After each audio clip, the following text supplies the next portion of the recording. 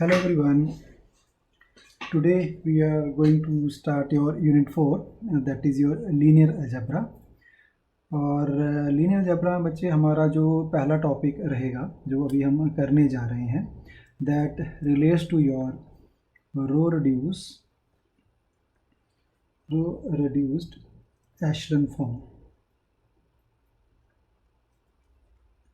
इसे मैं short form में RREF भी कहूँगा ऑफ अ मैट्रिक्स, जो कि आपका आज का टॉपिक है जो हमने अभी करना है इस लेक्चर में। तो फर्स्ट टॉपिक को लेके बच्चे हम शुरुआत कर रहे हैं रो रिड्यूस एशेलन फॉर्म की।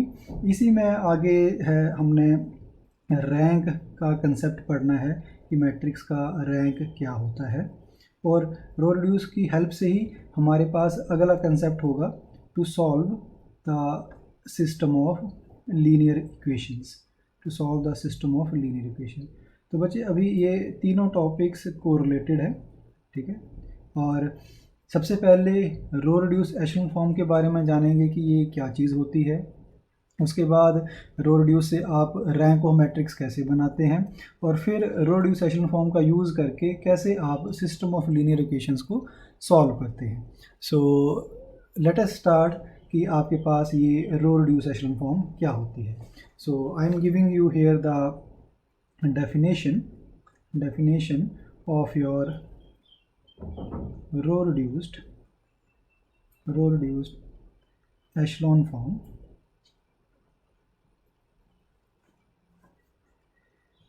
So row reduced echelon form में बच्चे आपके पास क्या है, बेसिकली ये एक फॉर्म किसकी, फॉर्म ऑफ अ मैट्रिक्स।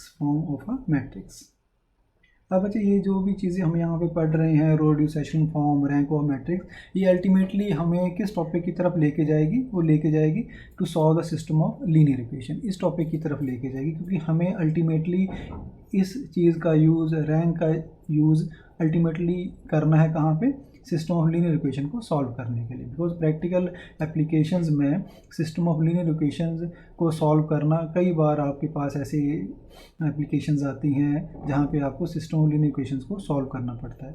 तो वहाँ पे आपके पास कैसे हम रो रिड्यूस एशेलन फॉर्म का यूज़ करके ऐसे सिस्टम ऑफ लीनियर इक्वेशन को सॉल्व करते हैं, वो हम देखेंगे, ठीक है।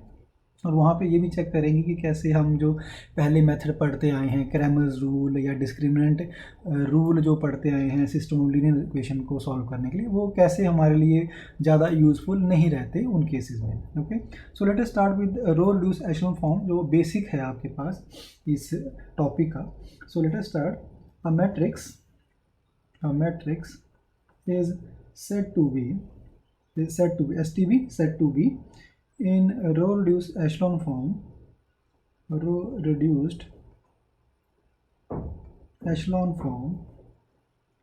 if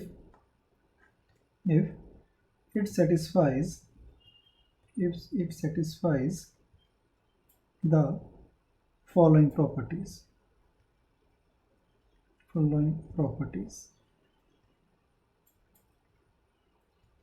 So matrix is said to be in row reduced echelon form if it satisfies the following properties. अब अच्छा थोड़ा सा यहाँ पे ध्यान देना कि हम यहाँ पे जो अभी बुक फॉलो कर रहे हैं, ठीक है, वो बुक फॉलो कर रहे हैं an introduction to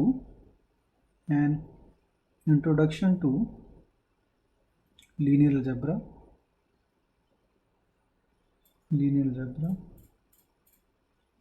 by Krishnamurthy.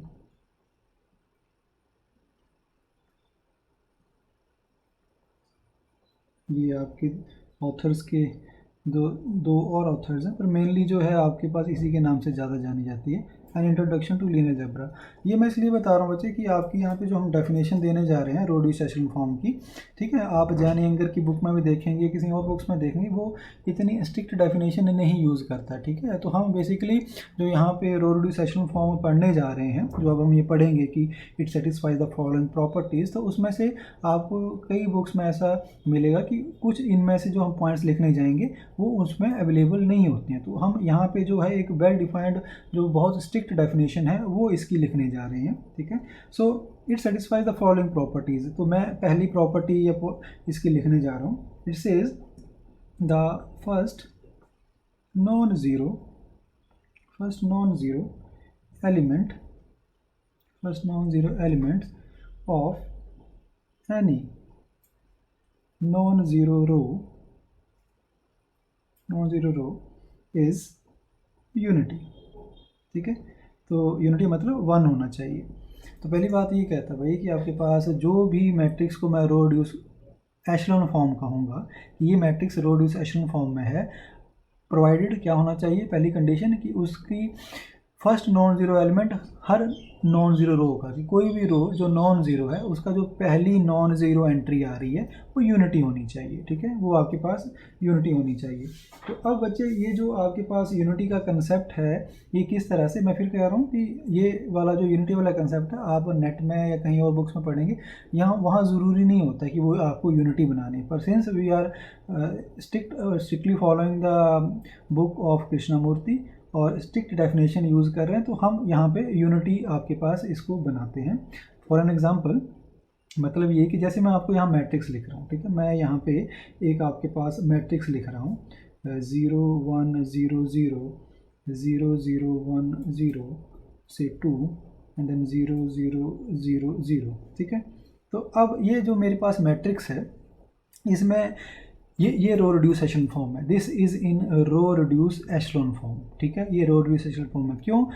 क्योंकि मेरे पास पहली रो का पहला non zero element unity, second row का पहला non zero element unity, third row का पहला नॉन ज़ीरो एलिमेंट यूनिटी। ठीक है, तो इसलिए आपके पास ऐसा कोई भी रो नहीं है जहाँ पे पहला नॉन ज़ीरो एलिमेंट आपका यूनिटी ना हो। मान लो इसकी जगह पे मैं आपको एक जो मैट्रिक्स है वो कुछ ऐसे लिख देता हूँ और आपसे पूछता हूँ कि भाई ये आपके पास मैट्रिक्स क्या रो रिड्यूस एशेलॉन फॉर्म में है या नहीं है। ठीक है, रो रिड्यूस एशेलॉन फॉर्म में है या नहीं है। ठीक है, तो बच्चे अब वही बात कि पहला ही आपके पास पॉइंट जो है रो रिड्यूस एशेलॉन फॉर्म का इसमें सेटिस्फाई नहीं हो रहा है। क्यों? क्योंकि अगर सेकंड रो को देखो, नॉन ज़ीरो रो को, इसका पहला एलिमेंट यूनिटी नहीं है। उसी तरह से थर्ड रो का पहला एलिमेंट जो नॉन ज़ीरो है वो यूनिटी नहीं है। तो इसका मतलब ये नहीं कि रो रिड्यूस फॉर्म नहीं है और आगे नहीं रो रिड्यूस फॉर्म में चेंज की जा सकती। No doubt in the present form it is not in row reduce echelon form, but if we apply the row operation R2 changes to R2 by 2 और R3 को मैं change कर दूँ R3 by 3 से। ठीक है, तो ये आपके पास जो है that gives you the matrix 1 0 0 0 1। so this is now row reduced echelon form। ये अब आपके पास रो रिड्यूस एशेलॉन फॉर्म में आ गई। ठीक है, तो बच्चे पहली प्रॉपर्टी आपकी जो है वो ये कि आपके पास जो भी नॉन ज़ीरो रो होगी उसका पहला नॉन ज़ीरो एलिमेंट हमेशा यूनिटी आपके पास आना चाहिए। So that is the first condition of row reduce echelon form. अब दूसरी कंडीशन क्या है वो हम देखते हैं।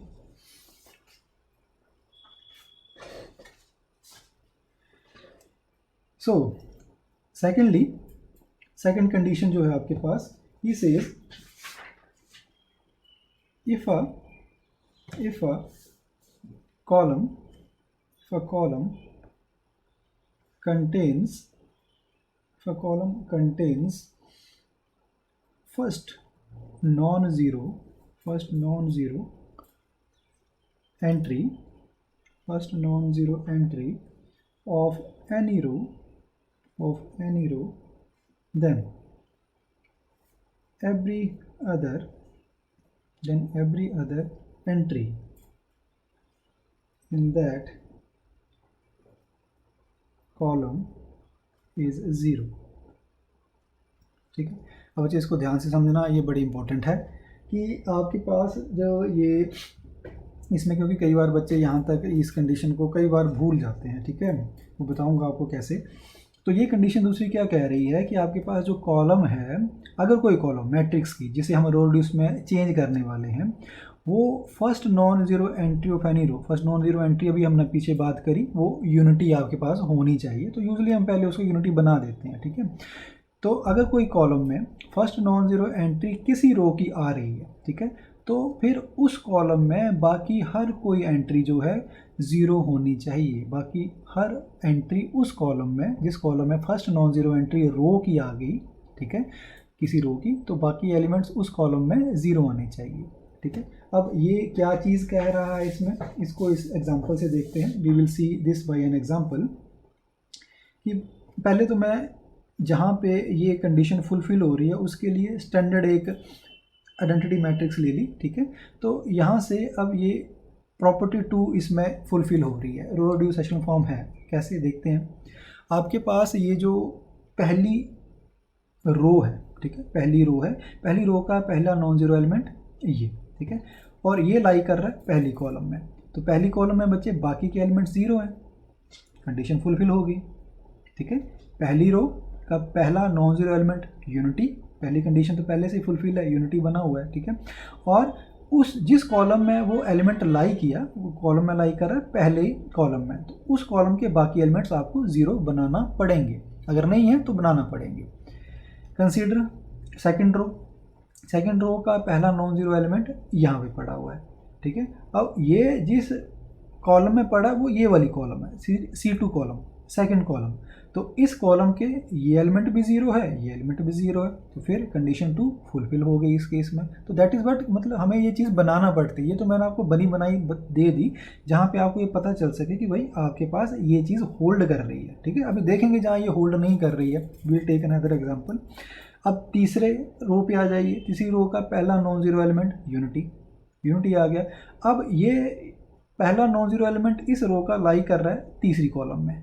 ठीक है, और तीसरी कॉलम के बाकी एलिमेंट्स आपने 0 बनाए हुए हैं, तो इसलिए ये भी आपके पास इस कंडीशन को होल्ड कर रहा है कि भाई किसी कॉलम में, पहली दूसरी तीसरी में किसी भी रो का कोई भी non zero first non zero entry किसी रो की आ जाती है तो उस कॉलम के बाकी एलिमेंट्स 0 बनेंगे। ठीक है, अब बच्चे आपके पास इसी का एक काउंटर एग्जांपल दे रहा हूँ। ठीक है, कि सेम इसमें मान लीजिए मेरे पास कुछ ऐसा होता, मैट्रिक्स ऐसी होती। ठीक है, मान लो कि अब ये मैट्रिक्स बनी मेरे पास, और इस मैट्रिक्स को आपने शो करना है कि भाई ये रोड्यूस है या नहीं है, अगर नहीं है तो फिर इसे रोड्यूस बनाओ। तो आप देख सकते हैं पहली रो का पहला नॉन जीरो एलिमेंट ये है। ठीक है, ये आपका पहली नॉन जीरो रो का रो का पहला नॉन जीरो एलिमेंट, तो जिस कॉलम में वो लाई कर रहा है वो बाकी के कॉलम के एलिमेंट्स 0 हैं। ओके, सेकंड रो का पहला नॉन जीरो एलिमेंट यूनिटी बना हुआ है। ठीक है, अगर यूनिटी नहीं होता बच्चे तो पहले इसे हम यूनिटी बनाते। ठीक है, अब यूनिटी बन गया तो बाकी एलिमेंट्स जिस कॉलम में ये लाई कर रहा है वो कॉलम के एलिमेंट्स 0। ओके, अब तीसरी रो पे आए, तीसरी रो का पहला नॉन जीरो एलिमेंट 1। ओके, मान लो यहाँ 1 नहीं होता, 2 होता, 3 होता, तो पहले से यूनिटी बनाते हैं। ठीक है, यूनिटी बन गया। अब हमने देखना है कि भाई इस रो का पहला नॉन जीरो एलिमेंट यूनिटी बन गया, तो अब बाकी जिस कॉलम में वो लाई कर रहा है क्या उस कॉलम के बाकी एलिमेंट 0 बने हैं। ठीक है, तो ये पॉइंट बच्चे कई बार मिस कर जाते हैं। ठीक है, तो फाइनल जो आपकी कॉलम होती है ना, उसमें बच्चे कई बार गड़बड़ कर जाते हैं कि वो देखते नहीं कि उसके कॉलम में कॉरस्पॉन्डिंग एलिमेंट 0 हुए हैं नहीं हुए हैं। ठीक है, तो अब आपके पास इस केस में ये रो रिड्यूस एशेलन फॉर्म में नहीं है, क्योंकि आपके पास थर्ड रो का पहला नॉन जीरो एलिमेंट ये है, और जिस कॉलम में ये लाई कर रहा है थर्ड कॉलम में, उस कॉलम के बाकी एलिमेंट्स 0 नहीं है, ये वाला एलिमेंट स्टिल नॉट 0। ठीक है, तो आप इसको रो रिड्यूस में चेंज कर सकते हैं, आपको रो ऑपरेशन स्टिल लगाना पड़ेगा to make it row reduce echelon form. कैसे आप चेंज कर सकते हो R1 को, क्योंकि इसकी प्रॉब्लम आ रही है तो रो 1 पे ऑपरेट करना पड़ेगा। R1 changes to R1 minus 2 times R3। ठीक है, कि इस रो को माइनस किया 2 टाइम्स R3, तो 1 एज सच, रो 2 और 3 तो एज सच रहेगी, क्यों, क्योंकि उन पे तो ऑपरेशन नहीं लगा, ऑपरेशन लग रहा है रो 1 पे। तो 1 minus 0 is 0, 0 minus 0 is 0, yes, 2 minus 2 times R3। ठीक है, 2 times R3 that is 0। So now you can say इस आपके पास कॉलम में first non zero entry third row की को छोड़ के बाकी एलिमेंट्स 0 बन गए हैं। So this is how we see कि दूसरा जो पॉइंट है वो क्या कहता है, कैसे उसके अकॉर्डिंगली हमें मैट्रिक्स को रो रिड्यूस एशेलन फॉर्म में चेंज किया जाता है। तो बच्चे ध्यान देना, कोई भी मैट्रिक्स होगी by using elementary row operation we can always, ठीक है, ये याद रखना, आगे भी पढ़ेंगे, एवरी मैट्रिक्स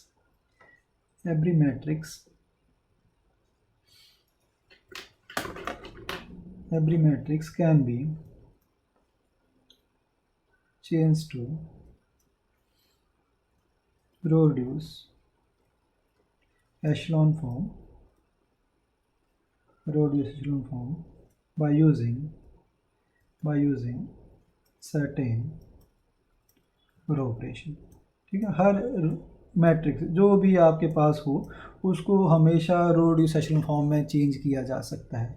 और कैसे? By using certain elementary row operations, by using certain elementary row operation. ये एलिमेंट्री रो ऑपरेशंस क्या होते हैं बच्चे? आई होप कि आपको याद होगा, पर अगर नहीं भी याद होगा then we will discuss it in the end कि एलिमेंट्री रो ऑपरेशंस क्या होते हैं।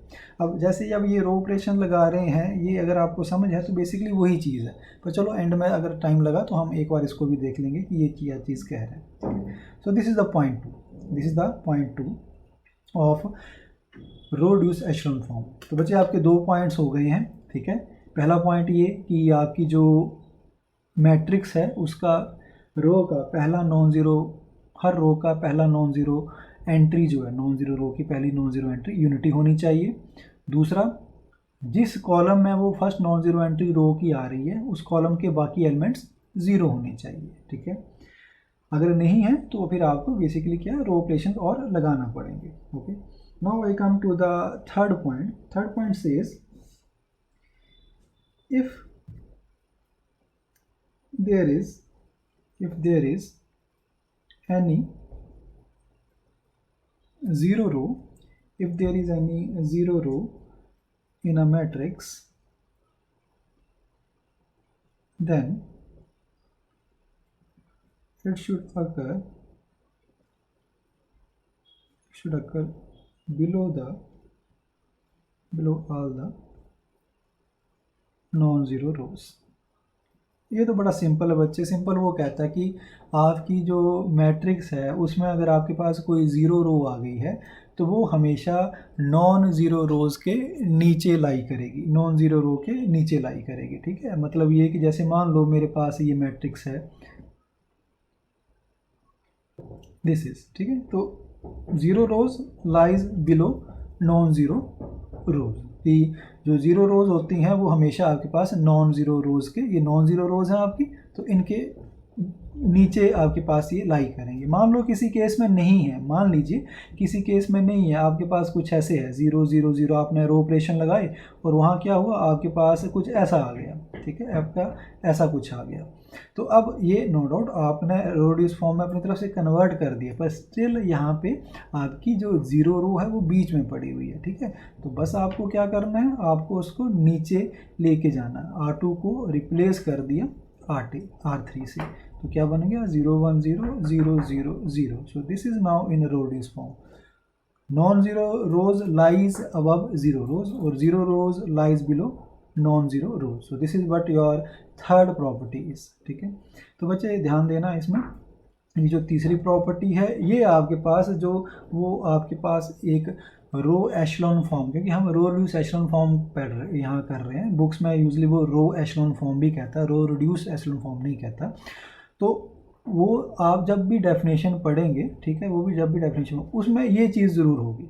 ठीक है, ये मैंडेटरी है। अभी जो हमने पॉइंट 1 पढ़ा और ये पॉइंट 2 पढ़ा, ये पॉइंट्स उन डेफिनेशंस में जो थोड़ी आपकी आज लीनियंट डेफिनेशंस हैं जो बुक्स यूज़ करती हैं, उनमें पहला दूसरा पॉइंट नहीं होता। ठीक है, तीसरा पॉइंट ज़रूर होगा कि भाई ज़ीरो रोज तो हमेशा नॉन ज़ीरो के नीचे आएंगी। ठीक है, तो ये दूसरा पॉइंट, पहला पॉइंट जो हमने पहले डिस्कस किया, दे आर इन एडिशनल। ठीक है, जो आप बुक्स और देखेंगे वहाँ पे यूजली वो इतनी सी बात करता है कि भाई ज़ीरो रोज आपकी नॉन ज़ीरो के नीचे होनी चाहिए। ठीक है, एक और जो पॉइंट है, ठीक है, जो वहाँ पे रो एशेलन फॉर्म में भी आपको मिलेगा, जो दूसरी बुक्स थोड़ी जो लीनियर डेफिनेशन यूज़ करती हैं, वो क्या है, that is your point number 4।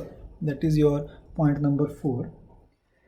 अब बच्चे वो जो उसने बुक में दिया हुआ है, ठीक है, कृष्णमूर्ति की बुक में दिया हुआ है, मैं उसको थोड़ा सा नहीं लिख रहा हूँ क्योंकि उससे ना थोड़ा कन्फ्यूज़न हो जाता है। मैंने नोट्स में भी दिया था, बच्चे थोड़ा कन्फ्यूज़ कर रहे थे, तो मैं क्या कर रहा हूँ, मैं उसको सिंपल लैंग्वेज में लिख रहा हूँ। It says first non zero entry, simple wording में लिख रहा हूँ, समझने में आसान रहेगा। First non zero entry of a row is always or lies always to the right of the first non-zero entry of the row above it। ठीक है बच्चे, मैं जो कृष्णमूर्ति में इवन मेरे नोट्स में भी मैंने वो डेफिनेशन दी है, उसको नहीं लिख रहा हूँ, वो कंफ्यूज करती है बच्चों को, तो इसलिए मैंने सिंपल सी डेफिनेशन लिख दी कि भाई फर्स्ट नॉन ज़ीरो एंट्री किसी भी रो की फर्स्ट नॉन ज़ीरो एंट्री जो होगी वो हमेशा लाई करेगी राइट में। ठीक है, राइट में, किसके राइट में? To the first non zero entry of the row above it, की उस रो के ऊपर जो रो पड़ी हुई है। ठीक है, उस रो का, अब मैं रो अगर कंसीडर कर रहा हूँ और जिसका मैं नॉन ज़ीरो एलिमेंट ले रहा हूँ फर्स्ट नॉन ज़ीरो एंट्री, तो उसको मैं कंपेयर कर रहा हूँ ऊपर वाली रो से। ठीक है, ऊपर वाली रो से कंपेयर कर रहा हूँ, तो वो ये कह रहा है कि भाई जो ऊपर वाली आप रो है, ठीक है, आपका नॉन ज़ीरो एलिमेंट जिस रो को आप कंसीडर कर रहे हो वो ऊपर वाली रो के राइट में होगा। ठीक है, व्हाट इज़ दैट? अगर मैं इसको सिंपल इस आइडेंटिटी मैट्रिक्स से समझाने की कोशिश करूं आपको, तो इट सेज ये रो ड्यूस एशेलन फॉर्म है। ठीक है, यहाँ पे ये चौथी प्रॉपर्टी भी आपकी सेटिस्फाई होती है। अब यहाँ देख सकते हैं आप, यहाँ पे आपके पास क्या है, ये आपके पास फर्स्ट रो है, फर्स्ट नॉन ज़ीरो एंट्री। ठीक है, फर्स्ट नॉन ज़ीरो एंट्री, इसके ऊपर तो कोई रो नहीं है, तो इसका कोई प्रॉब्लम नहीं हमें। हाँ, अब ये सेकंड रो आ गई, सेकंड रो की पहली नॉन ज़ीरो एंट्री ये।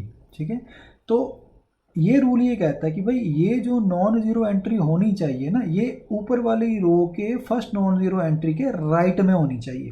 देख सकते हैं आप, राइट में, लेफ्ट में तो है ही नहीं ना, राइट में आपके पास। ठीक है, क्या कह रहा है ये पॉइंट? ये कह रहा है कि भाई आपके पास जो रो है उसकी जो पहली नॉन ज़ीरो एंट्री है, वो ऊपर वाली रो की फर्स्ट नॉन ज़ीरो एंट्री के राइट में होनी चाहिए। So that is what your point 4 is. इसी तरह थर्ड रो का देख लीजिए, थर्ड रो की पहली नॉन ज़ीरो एंट्री यूनिटी। ठीक है, कॉलम के बाकी एलिमेंट्स ज़ीरो। ठीक है, ज़ीरो रोज तो यहाँ है नहीं। अब चौथे पॉइंट की बात करें तो ये एंट्री, नॉन ज़ीरो एंट्री, ऊपर वाली रो के फर्स्ट नॉन ज़ीरो एंट्री के राइट में लाई कर रही है। So that is why it is in row reduce echelon form, और ये पॉइंट चौथा भी यहाँ पे सेटिस्फाई होता है। ओके, अब बात ये है कि बच्चे मान लो मैं आपको यहाँ पे इस तरह से दे रहा हूँ 1 2 1 0 0 0 1 0 से 0 1 एंड 0 1 0, यस, से मैं आपको ये मैट्रिक्स दे दी। ठीक है, अब मैं आपसे कहूँ कि भाई अब बताओ ज़रा कि ये मैट्रिक्स रो रिड्यूस एशेलन फॉर्म में है या नहीं है। ठीक है, तो क्योंकि अब मैं चौथे पॉइंट का डिस्कस कर रहा हूँ, तो इसका मैं एक काउंटर एग्जांपल ले रहा हूँ कि जहाँ पे ये चीज़ नहीं होल्ड कर रही। ठीक है, तो अब क्या है, अब आप देख सकते हैं पहली रो का तो कोई इशू ही नहीं है क्योंकि इसके ऊपर तो कुछ है ही नहीं, ये अब पहला यूनिटी है, दैट इज़ ओके। अब यहाँ पे सेकंड रो की अगर आप बात करें, सेकंड रो की बात करें, तो आपके पास इसकी फर्स्ट नॉन ज़ीरो एंट्री ये आ रही है, फर्स्ट नॉन ज़ीरो एंट्री ये है। तो यहाँ पे आपके पास ये एलिमेंट, ठीक है, फर्स्ट नॉन ज़ीरो एलिमेंट इस रो के फर्स्ट नॉन ज़ीरो के राइट में है। सो दिस इज़ फाइन, यहाँ पे गड़बड़ नहीं है बच्चे, सॉरी फॉर दैट। ये इस रो के क्योंकि हम ऊपर वाली रो को देखते हैं, तो ऊपर वाली रो के हिसाब से ये राइट में है। ठीक है, ये राइट में लाई कर रहा है। लेकिन अगर हम थर्ड रो पे जब आते हैं, जब हम थर्ड रो पे आते हैं, तो वहाँ पे फर्स्ट नॉन ज़ीरो एंट्री ये है। ठीक है, अब रूल ये कहता है कि भाई ये जो नॉन ज़ीरो एंट्री है, ये ऊपर वाली नॉन ज़ीरो रो के फर्स्ट नॉन ज़ीरो एंट्री के राइट में होनी चाहिए। तो आप देख सकते हैं कि ये राइट में नहीं है, ये तो इसके लेफ्ट में। ठीक है, ये यहाँ पे, ये यहाँ पे, तो this is basically on the left of this non zero entry of the second row. ठीक है, तो बच्चे ये थोड़ा देखना, मैं ऊपर थोड़ा गड़बड़ कर गया था। हम इस एलिमेंट जिसको हम कंसीडर कर रहे होते हैं उसके ऊपर वाले एलिमेंट से कंपेयर करते हैं कि ये एलिमेंट, ऊपर वाले एलिमेंट नॉन ज़ीरो एंट्री जो उसकी ऊपर वाली रो की, उसके लेफ्ट में लाई कर रहा है या राइट में। ठीक है, तो it should lie on right side, तो राइट में लाई किया, ओके।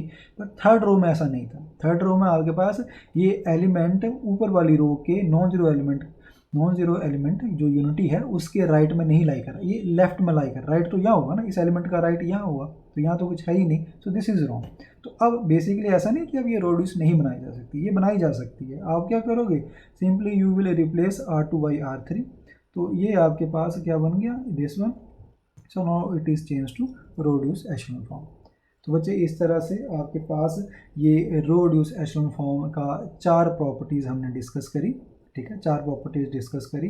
तो जो ये अब 4 प्रॉपर्टीज़ हैं बच्चे आपके पास, मैं एक और एग्जांपल ले रहा हूँ, ठीक है, मैं एक और एग्जांपल ले रहा हूँ कि जहाँ से आपको ये क्लियर हो जाए कि ये 4 प्रॉपर्टीज़ आपके पास कैसे इसमें फुलफ़िल आपकी हो रही हैं, ठीक है। थोड़ा एक और एग्जांपल लेते हैं, इसमें चारों को या जो भी जितनी मैक्सिमम पॉसिबल हो सके हम डिस्कस कर सकें। So for an example take this example, yes, 1 0 0 1 0 0 1 0 0 1 0 0 0 0 0 2, ठीक है। तो बच्चे अब मैं पॉइंट वाइज पॉइंट चलूँगा, ठीक है, पॉइंट वाइज पॉइंट चलूँगा। पॉइंट वन क्या था, हर रो का पहला नॉन ज़ीरो एलिमेंट जो भी होगा वो यूनिटी होना चाहिए, अगर यूनिटी नहीं है तो यूनिटी बनाओ, ठीक है। पहली नॉन ज़ीरो रो, पहला non zero element unity, okay, ठीक है। सेकंड रो, पहला नॉन ज़ीरो एलिमेंट 1, यूनिटी बना हुआ है। थर्ड रो का पहला नॉन ज़ीरो एलिमेंट यूनिटी बना हुआ है। चौथी रो का पहला नॉन ज़ीरो एलिमेंट 2, ये प्रॉब्लम है। चौथी रो का पहला नॉन ज़ीरो एंट्री 2, यूनिटी नहीं है बच्चे, तो आपको अब इसे यूनिटी बनाना पड़ेगा। दैट इज़ पॉइंट 1 का एक चीज़ यहाँ फेल कर रही है, चौथी रो का पहला नॉन ज़ीरो एलिमेंट यूनिटी नहीं है। तो आप क्या करोगे, आप यहाँ पे इस पे ऑपरेशन लगाओगे, R4 चेंजेस टू R4/2, तो उससे क्या हुआ आपके पास, यू हैव 1 0 0 0 0 0 1, ये चीज़ बन गई आपके पास, ठीक है। पॉइंट 2 पे आते हैं। पॉइंट 2 क्या कहता था कि भाई आपके पास किसी रो का पहला नॉन ज़ीरो एंट्री जो है जिस भी कॉलम में लाई करती है उस कॉलम के बाकी के एलिमेंट्स 0 होने चाहिए। पॉइंट 2 क्या कहता है कि किसी रो का पहली नॉन ज़ीरो एंट्री जिस भी कॉलम में लाई कर रही है उस कॉलम के बाकी एलिमेंट 0 होने चाहिए। तो पहली रो का पहला नॉन ज़ीरो ये, कॉलम के बाकी एलिमेंट 0, ओके। सेकंड रो का पहली नॉन ज़ीरो एंट्री ये वाली, ओके, कॉलम के बाकी एलिमेंट्स 0, डन। थर्ड रो का पहली नॉन ज़ीरो एंट्री यहाँ पे, ठीक है, और बाकी एलिमेंट जिस कॉलम में ये लाई किया, ठीक है। थर्ड रो का पहला नॉन ज़ीरो ये लाई कर रहा है सेकंड कॉलम में, तो बाकी एलिमेंट्स आपके 0 हैं, ओके। अब चौथी इस पे आए, चौथी रो का पहला नॉन ज़ीरो एलिमेंट यूनिटी हमने बना दिया, लेकिन जिस कॉलम में चौथी कॉलम में ये लाई कर रहा है वहाँ पे सारे एलिमेंट्स आपके 0 नहीं हैं, तो ये अब आपको 0 बनाना पड़ेगा। पॉइंट 2 में भी एक चीज़ यहाँ पे मिसिंग है, चौथी रो का पहला नॉन ज़ीरो एलिमेंट जहाँ लाई किया और वो जिस कॉलम में लाई किया वो आपके पास यहाँ पे सारे एलिमेंट 0 नहीं है, तो आपको फिर यहाँ पे ऑपरेशन लगाना पड़ेगा। पहली रो को आपने चेंज किया R1 - R2, क्योंकि ये चीज़ हमें 0 को बनानी है, तो ये बन गया 1 0 0, 1 - 0 is 0, 0 - 0 is 0, 0 - 0 is 0, 1 - 1 is 0। R1 को चेंज करें, 0 0 1 0, 0 1 0 0 0 0 0 1। So you can see here आपके पास जो है अब यहाँ पे चौथी रो का पहला नॉन ज़ीरो एलिमेंट यूनिटी बन गया, और बाकी जिस कॉलम में वो लाई किया वो सारे अब आपके 0 हो गए, ओके। उसको छोड़ के बाकी एलिमेंट 0 हो गए। पॉइंट 3 क्या था बच्चे कि आपके पास अगर उस मैट्रिक्स में कुछ रोज़ आपकी ज़ीरोज़ हैं, कुछ रोज़ आपकी ज़ीरोज़ हैं, तो वो एंड में जाएंगी, नॉन ज़ीरो रोज़ ऊपर, 0 रोज़ नीचे। तो आप देख सकते हैं यहाँ पे तो 0 रो है ही नहीं, तो वो मसला ही ख़त्म हो गया, है ना, कि आपके पास 0 रोज़ है नहीं, तो इसमें पॉइंट 3 का कोई रोल नहीं आया। अब पॉइंट 4 पे आते हैं जो कि इम्पोर्टेंट है। वो ये कह रहा था कि भाई कोई भी आपके पास फर्स्ट नॉन ज़ीरो एंट्री जिस भी रो की होगी वो हमेशा लाई करेगी राइट में with respect to the first non zero element of the row above it, ऊपर वाली रो के फर्स्ट नॉन ज़ीरो के राइट में होना चाहिए। तो ये तो इधर ही है, इसका तो कोई इशू नहीं। यहाँ पे आते हैं, ये वाला सेकंड रो का पहला नॉन ज़ीरो एंट्री है और सही है, पहली नॉन एंट्री के राइट में लाई कर रहा है, ओके है। पहली नॉन ज़ीरो एंट्री पहली रो की ये है और ये सेकंड वाला उसके राइट में लाई कर रहा है, ओके। लेकिन अगर हम थर्ड रो में आए, थर्ड रो में आपके पास ये आपके पास जो है फर्स्ट नॉन ज़ीरो एंट्री है। अब बच्चे आप देख सकते हैं क्लियरली, ये वाली एंट्री ऊपर वाली रो के फर्स्ट नॉन ज़ीरो एंट्री के राइट में लाई नहीं करी, ये लेफ्ट है। राइट तो ये है आपके पास, यहाँ कहीं होता तो बात बन जाती, यहाँ कहीं होता तो बात बन जाती, लेकिन ये है नहीं, ठीक है। मतलब ये कुछ ऐसा होता 1 0 0 0 0 0 1 0 0 0 0 1 और नीचे से आपके पास ऐसा कुछ होता, 0 होता, ठीक है। तो ये आपकी बात बन जानी थी कि भाई ये आपका जो है इसके राइट में लाई कर रहा है, पर यहाँ टाइमिंग ये लेफ्ट में है, ठीक है। और चौथे पे आए, चौथे में तो आपके पास ये पहले से इधर पड़ा हुआ एक्सट्रीम कॉर्नर पे है, तो ये आपके पास तो इसके राइट में है ही है, ठीक है। तो ये इशू है, तो इसको फिर वही है, आप चेंज कर सकते हैं। R2 को चेंज कर दीजिए R3 से, फ्लिप कर दीजिए रोज़ को। फ्लिप करने से क्या हुआ, ये ऊपर आ गई, ये नीचे आ गई, और आपकी अब आप देख सकते हैं थर्ड जो आपके पास रो का पहला नॉन ज़ीरो एंट्री है वो ऊपर वाली रो के फर्स्ट नॉन ज़ीरो एंट्री के राइट में लाई कर रही है, राइट में। तो अब ये कंडीशन बाकी तो आपकी फुलफिल हो ही रही थी, ठीक है। तो अब ये आपकी रो डिसेशन फॉर्म है। तो बच्चे अब इस तरह से आपके पास जो है ये टॉपिक जो है रो डिसेशन फॉर्म का, ठीक है।